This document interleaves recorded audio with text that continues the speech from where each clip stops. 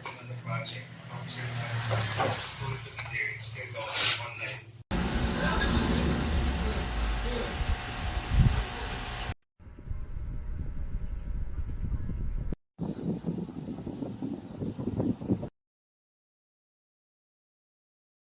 Oh my G!